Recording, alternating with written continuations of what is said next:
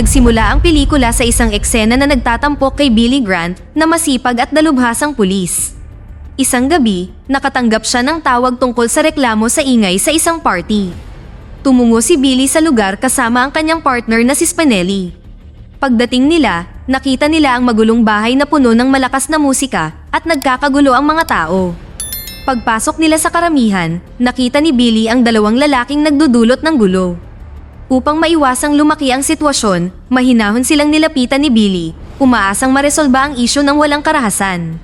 Sa kasamaang palad, agresibo ang reaksyon ng isa sa mga lalaki na naglunsad ng pag-atake kay Billy. Salamat sa kanyang mahusay na pagsasanay at kakayahan sa pakikipaglaban, kayang ipagtanggol ni Billy ang kanyang sarili at masupil ang umaatake. Gayunpaman, sa panahon ng labanan, ang ulo ng lalaki ay hindi sinasadyang tumama sa hagdan ng malakas. Dahil sa impact, nawalan ng malay at malubhang napinsala ang umaatake. Ang pangalawang lalaki, na nakasaksi sa pangyayari, ay natakot. Nagsisigaw siya sa galit at inakusahan si Billy na pumatay sa kanyang kapatid, tinawag siyang mamamatay tao at baboy. Si Spinelli ay nagmamadaling pumunta sa pinangyarihan at mabilis na inaresto ang natitirang lalaki. Samantala, desperadong sinusubukan ni Billy na buhayin ang napinsalang umaatake, ngunit huli na. Patay na ang lalaki. Ang kalunos-lunos na pagliko ng mga pangyayari ay nag-iwan kay Billy ng pagkakasala. Hindi niya ginustong masaktan ang sinuman, lalo na ang makapatay, at ang pangyayaring ito ay yumanig sa kanyang kaibuturan. Kahit na aksidente, hindi matakasan ni Billy ang pananagutan sa pagkamatay ng lalaki. Laging sumasagi sa isip ni Billy ang nangyari, at pagkatapos ng malalim na pag-iisip, nagpasya siyang magbitiw sa puwersa ng pulisya. Umaasa siya na sa pamamagitan ng paglayo sa kanyang trabaho, magkakaroon siya ng kapayapaan na magpatuloy mula sa masaklap na karanasan ng gabing iyon. Pagkalipas ng ilang buwan, ipinakilala sa atin si Ken Marks at ang kanyang ina, nakakalipat lang sa bagong bayan pagkatapos umalis sa kanilang tahanan sa Kansas. Inaasahan ng ina ni Ken na makahanap ng mas magandang oportunidad sa trabaho, at ang paglipat na ito ay nagmamarka ng bagong simula para sa kanilang dalawa. Para kay Ken, nangangahulugan din ito ng pagsisimula ng kanyang senior year high school sa bagong kapaligiran kung saan wala siyang kakilala. Bagamat excited siya sa pagbabago, kinakabahan din siyang makibagay at makipagkaibigan. Sa unang araw niya sa bagong paaralan, mabilis na nauwi sa kahihiyan ang nerbiyos ni Ken. Pakiramdam niya ay hindi siya kabilang doon at awkward, hindi sigurado kung paano makihalubilo sa kanyang mga bagong kaklase. Kahit nahirapan siya sa umpisa, medyo lumakas ang loob ni Ken nang mapansin niya ang isang babae na nagngangalang Julie sa isa sa kanyang mga klase. Agad na nakuha ng babae ang kanyang atensyon at umaasa siya na mas makilala pa niya ito. Sa tanghalian, nagkaroon ng bagong kaibigan si Ken, si Mike, na nagbabala sa kanya na layuan si Julie, na nagpayo na maaaring maging komplikado ang mga bagay kung susubukan niyang lumapit sa kanya. Hindi lubos na naintindihan ni Ken kung bakit, ngunit determinado siyang kausapin pa rin si Julie. Nang maglaon sa araw na iyon, bumisita si Ken sa silid-aklatan at nakipag-usap kay Julie. Saglit silang nag-usap, ngunit naputol ang kanilang pag-uusap nang makita sila ni Tom, ang bully sa paaralan at siyang nobyo ni Julie. Mabilis na hinarap ni Tom si Ken, gustong malaman kung bakit niya kinakausap ang kanyang kasintahan. Nakakatakot ang pagiging agresibo at possessive ni Tom at ininsulto niya si Ken. Sa kabutihang palad, si Julie ay namagitan upang hindi lumala ang sitwasyon. Ipinaliwanag kay Tom na si Ken ay bago at hindi naiintindihan kung paano gumagana ang mga bagay doon. Bagamat nagawa niyang pakalmahin si Tom, malinaw na nakikita niya si Ken bilang isang banta at hindi niya ito palalampasin ng ganun lang. Pagkatapos ng klase, si Tom at ang kanyang kaibigang si Rob, na kanyang tapat na sidekick, ay hinarap si Ken. Binantaan siya ng mga ito, binalaan siya na layuan si Julie kung alam niya ang makakabuti para sa kanya. Nang tila lumalala ang sitwasyon, isang janitor ang pumasok upang tingnan kung ayos lang ang lahat. Ang janitor ay walang iba kundi si Billy Grant, na ngayon ay nagtatrabaho sa paaralan pagkatapos umalis sa puwersa ng pulisya. Sina Ken at Billy ay nagkaroon ng maikling pag-uusap at nagpasalamat si Ken sa kabaitan ng nakatatandang lalaki. Kahit na hindi pa alam ni Ken, ang sandaling ito ay nagmamarka ng simula ng isang kakaiba at mahalagang ugnayan sa pagitan nila. Nang gabing iyon, pumunta sina Tom at Rob sa kanilang lokal na dojo para magsanay ng martial arts. Hindi lang sila nandoon para lang sa pagsasanay. Ang dojo na ito ay pinamamahalaan ni Lee, ang nakatatandang kapatid ng lalaking namatay sa pakikipagtalo kay Billy. Si Lee ay walang awa na manlalaban at naghihintay ng pagkakataon para makapaghiganti. Pagdating ni Tom, nakatagpo niya si Kate, ang bihasa at nakakatakot na alapores ni Lee. Ipinakita ang pagiging brutal na pinuno ni Lee at sa isang sesyon ng pagsasanay, ipinakita niya ang kanyang mga kasanayan sa pakikipaglaban sa pamamagitan ng walang kahirap-hirap na pagpapabagsak sa isang estudyante. Kinabukasan sa paaralan, hinanap ni Julie si Ken para humingi ng tawad sa nangyari noong nakaraang araw. Naiintindihan niya na sinusubukan lang nitong maging palakaibigan at hindi sinasadyang makagulo. Gayunpaman, bago nila matapos ang kanilang pag-uusap, nakita silang nag-uusap muli ni Tom at nagalit. Natahimik lang siya nang pumasok si Rob at Gina, ang kanyang kasintahan, at sinubukang gambalain siya. Ang selos at pagiging possessive ni Tom ay malinaw na nakikita niya si Ken bilang isang kaaway. Kinalaunan sa araw na iyon, natagpuan ni Tom si Ken na mag-isa sa silid-aklatan. Kasama ni Rob, sinimulan niyang habulin si Ken sa paaralan na na-corner siya malapit sa gym. Nang malapit nang maging marahas ang mga bagay, muling nagpakita si Billy, nakialam upang protektahan si Ken. Sa pagkakataong ito, nanindigan si Billy, nilinaw na hindi niya hahayaang ipagpatuloy ni Tom at Rob ang kanilang pambubuli. Umalis sina Tom at Rob, nahihiya at nagagalit, ngunit nagpasalamat si Ken sa tulong ni Billy. Pagkatapos ng insidente, nagsimulang kumalat ang usap-usapan sa buong paaralan. Naniniwala ang ilang estudyante na lumaban si Ken laban kina Tom at Rob at nagawang takutin sila. Dahil sa chismis na ito, hindi mapalagay si Ken dahil alam niyang si Billy ang namagitan, hindi siya. Sinubukan ni Ken na ipaliwanag ang katotohanan kay Mike, ngunit tila walang lubos na nakakaunawa. Ang sitwasyon ay nag-iwan kay Ken na nababalisa at nag-aalala tungkol sa kung ano ang mangyayari kapag nagpasya si Tom na gumanti. Nang gabing iyon sa dojo, patuloy pa rin ang galit ni Tom. Nagpasya siyang ilabas ang kanyang pagkadismaya kay Rob sa sparring session, ngunit ang kanyang pagsalakay ay nawalan ng kontrol. Napansin ni Kate ang mga pasa sa mukha ni Tom mula sa huling engkwentro nila kay Billy at nagpas siyang iulat ito kay Lee. Galit na galit si Lee nang marinig niyang nabigo si Tom na ipahayag ang kanyang pangingibabaw. Pisikal niyang sinaway si Tom, binalaan siya na kailangan niyang pangasiwaan ang mga bagay ng maayos o harapin ang malubhang kahihinatnan. Kinabukasan sa paaralan, ang mga tensyon ay mas mataas kaysa dati. Sa tanghalian, muling hinarap ni Tom si Ken, sa pagkakataong ito ay mas agresibo pa siya. Nang marinig ang usap-usapan na si Ken ay nakakuha ng karangalan para sa pakikipaglaban sa kanya, sinubukan ni Ken na magpaliwanag, ngunit tumanggi si Tom na makinig. Brutal niyang binugbog si Ken, gamit ang kanyang martial arts skills para ipahiya siya sa harap ng lahat. Si Ken ay naiwang bugbog at nasaktan, kapwa pisikal at emosyonal. Si Mike, na nakakita ng mga pinsala ni Ken, ay nagmamadaling hinanap si Billy.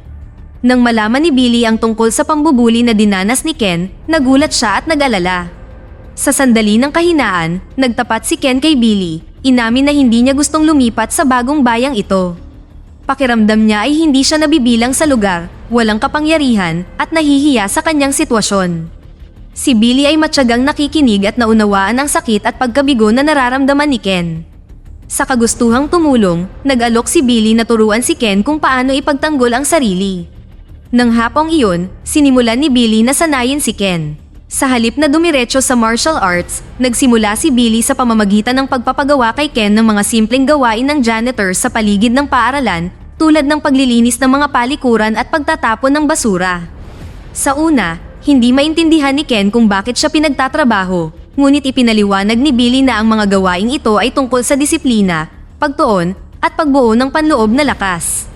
Unti-unti, lumipat sila sa higit pang pisikal na pagsasanay, kung saan itinuro ni Billy kay Ken ang mga pangunahing kaalaman sa pagtatanggol sa sarili. Sa kabuuan ng kanilang mga sesyon ng pagsasanay, si Ken ay nagsimulang lumakas, kapwa sa isip at pisikal. Samantala, si Ken ay nagkwento kay Julie, sinabi sa kanya kung gaano niya gustong maging kaibigan ito, ngunit natatakot sa mga kahihinatnan. Inamin niya na ang pang-aapi ni Tom sa kanya ay nagpahina sa kanya at hindi niya nais na madamay siya sa kanyang mga problema. Si Julie ay nakinig at sinubukang aliwin siya, ngunit ang banta ni Tom at ng kanyang mga tauhan ay nagbabadya pa rin sa buhay ni Ken. Isang gabi pagkatapos ng matinding sesyon ng pagsasanay, nakita ni Ken ang kanyang sarili na muling hinarap ni Tom na gustong mag-umpisa ng isa pang laban. Sa pagkakataong ito, gumamit si Ken ng mga defensive na maniobra upang umiwas sa mga pag-atake ni Tom. Lalong tumindi ang laban nang subukan ni Tom ang isang malakas na sipa. Sa isang nakakagulat na twist, lumaban si Ken ng isang mabilis na hampas sa singit ni Tom at mabilis na tumakas. Habang tumatakbo siya palayo, nakasalubong niya si Kate na nagpumilit na sumakay siya sa kanyang sasakyan. Inihatid niya si Ken sa dojo at nalaman ni Ken ang ilegal na kompetisyon sa martial arts. Napag-alaman na parehong naging kampyon sina Lee at Tom sa mga underground fight na ito. Sinubukan ni Kate na hikayatin si Ken na sumali sa kompetisyon at inalok siya ng paunang bayad, ngunit tumanggi siya. Kinabukasan, ikinwento ni Ken ang karanasan niya kay Billy, ipinaliwanag ang malaking pera na kinikita ng mga manlalaban. Ang balitang ito ay ikinadismaya ni Billy na isang undercover upang imbestigahan ang dojo. Sa wakas ay nagkwento siya kay Ken, isiniwalat na siya ay dating pulis at nagpahayag ng pagsisisi tungkol sa pag-alis sa puwersa. Ang layunin ni Billy ay ibagsak ang dojo bilang kanyang pagmamalasakit sa mga batang mandirigma na sangkot. Nang gabing iyon, muling nakipagkita si Billy kay Spinelli sa dojo, ngunit ang kanilang pagsisiyasat ay nagbunga ng kaunting ebidensya. Paglabas nila, hinarap sila ng ilang alapores ni Lee. Sa isang maigting na sandali, kapwa pinamahalaan ni Billy at Spinelli na itaboy ang mga umaatake at nakatakas ng ligtas.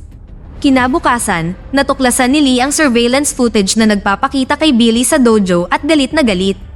Ipinadala niya ang kanyang mga tauhan, si James at isa pang hitman, sa isang misyon upang hanapin at patayin si Billy. Maya-maya sa gabi, habang papaalis si Billy sa trabaho, siya ay tinambangan ng hitman. Bagamat nagtamo siya ng mga pinsala sa panahon ng paghaharap, nagawa niyang lumaban at sa huli ay nakatakas. Samantala, si Julie, na nagsawa na sa ugali ni Tom, ay nakipaghiwalay sa kanya at tumawag kay Ken na hinihiling na sunduin siya. Nagbahagi sila ng taos-pusong pag-uusap sa paligid ng maliit na siga kung saan nagtanong si Julie tungkol sa interes ni Ken sa martial arts. Ipinaliwanag ni Ken na gusto niyang labanan si Tom dahil nag-aalala siya sa kanya at nais niyang ilayo siya sa kanyang pang-aapi. Inamin ni Julie na nakuha na ni Ken ang kanyang puso na humantong sa pagsisimula ng romantikong relasyon sa pagitan nila. Kinaumagahan, dumating si Ken sa gym at nakitang napapalibutan ito ng police tape na nagpataas ng kanyang alalahanin na si Billy ay maaaring nasangkot sa seryosong bagay. Samantala, sinubukan ni Tom na pabalikin si Julie, ngunit mariin niyang ipinaalala sa kanya ang kanilang paghihiwalay. Naiinis sa pagiging agresibo ni Tom, binalaan niya ito na kung muli siya nitong hahawakan, sisiguraduhin niyang makakalaban niya si Ken. Sa sobrang galit, sinampal ni Tom si Julie, na nagudyok kay Ken na makialam at itulak si Tom palayo, nagbabala sa kanya na huwag na siyang hawakan muli. Sinubukan ni Tom na igiit ang kontrol kay Julie, na sinabing pagmamayari niya ito, ngunit tinutulan ni Ken na walang nagmamayari sa sinuman. Habang tumataas ang tensyon, nakialam sina Rob at Gina para paghiwalayin sila. Nagpasya si Ken na sawa na siya sa pambubuli ni Tom at tinanggap ang hamon ni Tom na lumaban sa dojo ni Lee sa Biyernes ng gabi. Determinado na maghanda para sa laban, mahigpit na nagsanay si Ken ng walang patnubay ni Billy at nagsimula pa siyang magturo ng ilang galaw kay Mike na sabik na matuto. Samantala, si Tom, na pinalakas ng kanyang galit, ay naglabas ng kanyang galit kay Rob, na pagod na rin sa agresibong pag-uugali ni Tom. Pagdating ng gabi ng laban, balisa si Julie, nag-aalala na baka masaktan si Ken. Sabik ang lahat ng manonood habang si Tom at Ken ay nagpapalitan ng suntok na nagpapakilig sa mga nagsisigawang tao. Sa una, nagawa ni Tom na mangibabaw na labis na ikinatuwa ni Lee.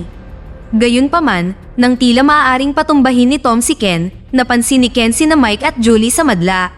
Nagbigay ito sa kanya ng bugso ng determinasyon na may panibagong enerhiya. Dumating si Billy sa tamang oras upang saksihan ang laban na nagudyok kay Ken na magsimulang lumaban.